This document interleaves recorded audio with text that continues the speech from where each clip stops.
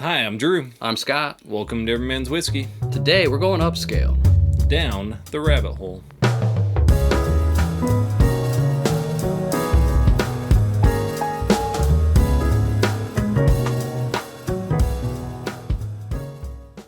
On today's episode of Every Man's Whiskey, we're sampling some rabbit hole. I'm excited, dude. This is going to be good. I've heard a lot about it and I've not had any of this. Have you? I've only had one. I've only had the Cave Hill. So I'm excited to try. I know you're excited about the High rye. Gold. Yeah, because it's a rye. So we're going to start off with that, then move on to the Cave Hill, which is their bourbon. And then I'm really excited about the Derringer, which is a sherry cask finish. Should be really interesting. It's going to be a great episode. As always, we're going to talk about the appearance, the nose, the taste. Most important for us, the value. Yep, We'll make some recommendations. Mm-hmm.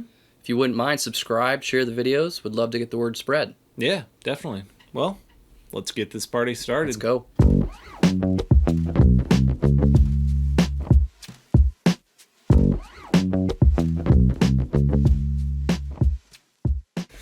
Scott, Drew, it's rye time. I am going to love this.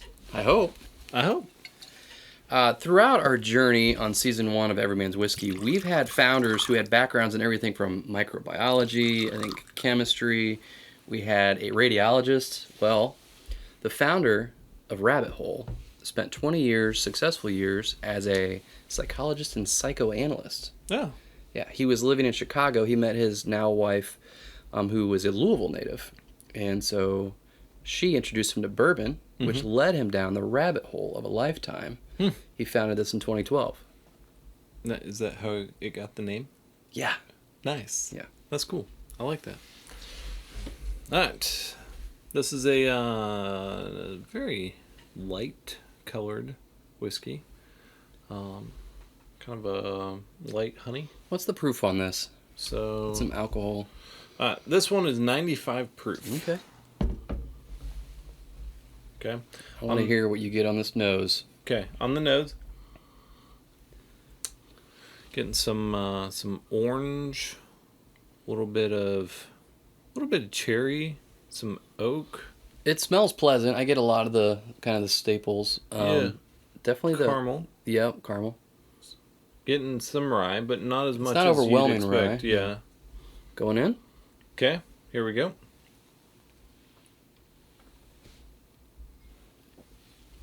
First sip of the day. It's a nice sweetness to it. It's a rye, so Yeah, it kind of it is a rye. It kind of hits. Okay, my palate is numb. I'm going in for a legit sip too. So I'm getting a lot of caramel notes, a lot of oak. Not nearly as much rye as I would have expected from their staple rye. You get rye a little bit towards the back end. It has a really nice sweetness to it that I like. I like the caramel comes out strong, brown sugar, and then the wood notes, oak. Mm-hmm. Yeah. Overall, it's pleasant. It's a little strong. Yeah. But that could just be the first drink of the day. That's fair. Neat. Yeah, definitely. So it's definitely a decent rye. I want to hear your take on the finish. Okay, there we go. I'm getting, as far as what lingers, I get a little vanilla lingering on the back end. Getting a little vanilla, a little caramel. Almost a gingerbread? What? I didn't get gingerbread, but that sounds awesome. Yeah, because it's that. The spices with the sweet. Right. Yeah. Yeah. Overall, So, I like it. yeah. There you go.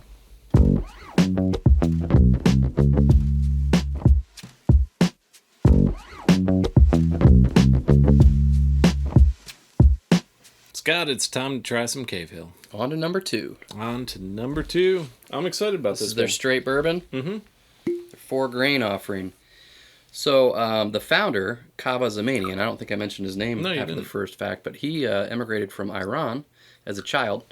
And so all of their bourbon names are kind of named after prominent immigrants from the Louisville area or influential figures in his own life. Oh. Cave Hill is named in honor of just kind of the founders of the bourbon and whiskey industry in Louisville and the people that made it at first. So nice. It's an ode to them. Nice. Pretty cool. Well done. This one is ever so slightly darker. Kind of a medium amber color. So, on the nose. That is delightful. Got some fruit notes on it. Strawberry. Just kind of hits apple? you in the face. Uh-huh. Some so caramel. Some cinnamon. Man, there's one note that I'm missing. You've had this one before, right? I've had this one before. Yeah. I like it. Yeah, it's after delightful. The first sip, yeah. I get some orange out of it. A little mint. Is that weird? No, it's not weird at all. Yeah, you get mint and the wood notes and the oak. But orange is somewhat prominent. Yeah. Which the strawberry smell was very prominent, and I was a little bit sad that you don't get any of that in the taste. But you definitely get some orange in the taste. It's very tasty. Very good. The finish isn't like too overwhelming. It lingers for a while, but it's not gonna be there 2 minutes later or anything. Yeah. What do you think on the finish? What do you get? Vanilla. The strawberry comes back on the finish though. A little sweetness on the very back end. Very enjoyable. Yeah. Quite delightful. This is kind of their standard bourbon, correct? Mm-hmm. So this bottle is $55. Not cheap. Yeah. And the first one, the rye, was around $45, $50. Right. Okay. Yeah. So, for the premium high end. Yeah. Yeah. But it's very tasty. So I don't think I did sip 3, so I'm gonna go for that. You do that. I'd say well done, Mr. Zemanian. Enjoy this beverage. Yeah. Nice job. Quite tasty.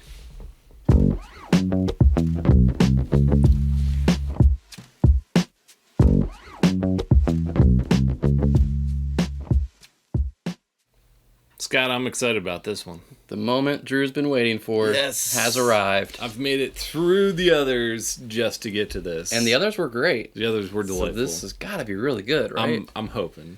I hope so too. For a price tag of $80, it should be pretty decent.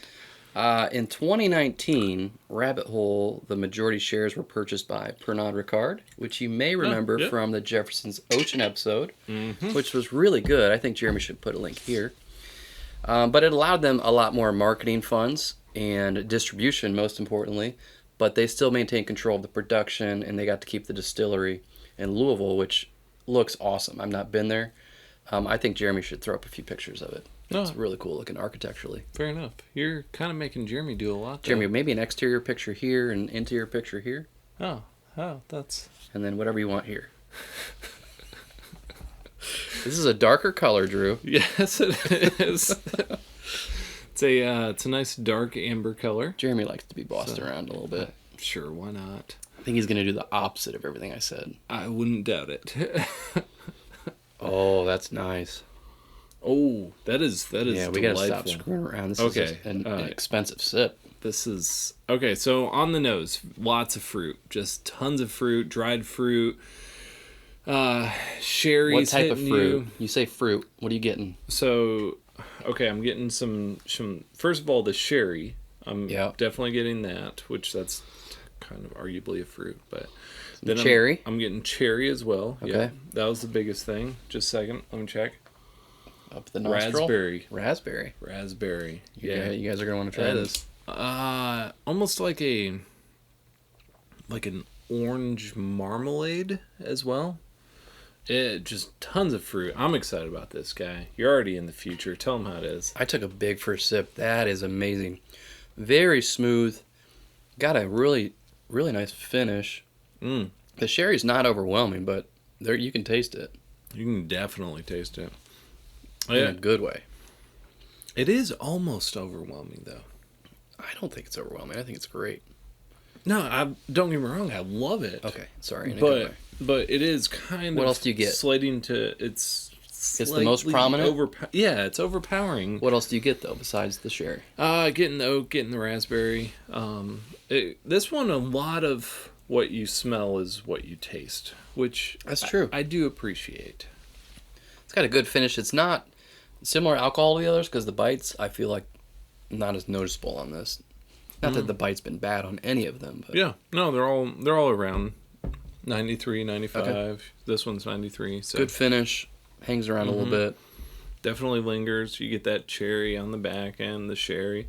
It's a little bit drier of a finish, which you don't get. Is that the sherry? Yeah. Yeah. Which you don't get very often in a bourbon, but this is fantastic. Quite delightful. So I'm going in for sip 3. I think I know what you're going to cheers to. Yeah, definitely this. Spoiler alert. There you go.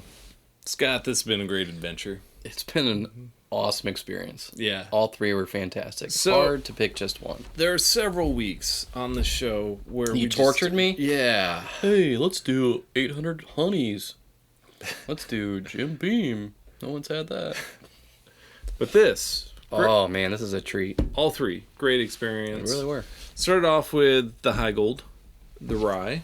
Fantastic. Yeah, I mean... For a staple rye, it's really good. Yeah, very good. And the cost was $45? $45 on that. Okay. Okay. Then we went over to the Cave Hill. $55 for that guy. Their staple bourbon. Absolutely delightful. Really good. For their small batch, 4-grain, standard bourbon. Phenomenal. Yep. And then we jumped over the Derringer, which was like $75-$80. More like a dessert bourbon? Oh, yeah, definitely. Definitely a dessert bourbon. Yeah. Really good. As you say that, I'm like, I could totally picture... With some cake, chocolate cake? I would crush some chocolate cake with that. Man, just that by itself. Just the chocolate cake? No, just this. But I was thinking like after like a big meal, like a Thanksgiving, you know? Like a post-meal little... Right. Then you'd be like, oh, here, I got a little... Yeah. I'd have a little pumpkin pie with mine, but yeah. Fair enough. So, we want to talk value, though. We do. We've got to talk value. That's what we're all about. Okay. That's hard. It is hard. So the rye by itself, you know, because rye is kind of a separate category, definitely, that was delightful. Between these two, though, yeah, what are your thoughts? Well, first let me talk about the rye. Okay. Because for me, the rye part isn't overwhelming. Mm-hmm. It's not like when I want rye, if I'm going to buy a rye. Yeah. And that was really good, but I don't know that I'd spend the money on that versus some other ryes out there. Okay. I would say that. Fair enough. These two, I want you to tell me. Okay. I'm cheaper than you, so I think I know what you're going to say. Well, so because it's already a premium bourbon, you know, then there's a lot of, kind of like you said, if I'm going to spend $55, there's other stuff that's better than this. And I don't really want to have the bottom shelf, not bottom shelf, but bottom of theirs, right. You know. I think that this is twice as good as this, and therefore it would be the better value between those. See, I agree with you. I would mow a couple lawns for that. Yeah. Just to make up the difference. You want me to mow your lawn? Absolutely. And I chose that as my cheers drink. Nice. Mostly because it cost you a lot of money and I want to enjoy it. That's fair, yeah. So, because it's free to me. There you go. So thanks for joining us today on Every Man's Whiskey. As always, please be sure to share, subscribe, like, comment below. Let us know what you think. Yeah, definitely. And remember always, quality over quantity. Drink responsibly.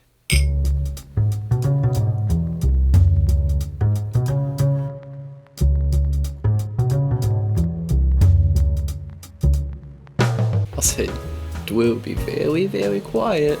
Why? We're going rabbit hunting.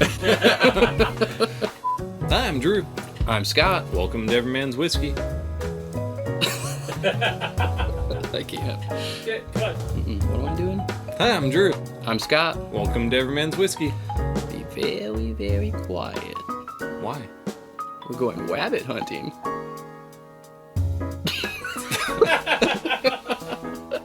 Hi, I'm Drew. I'm Scott. Welcome to Every Man's Whiskey. Today we're following Alice down the hole.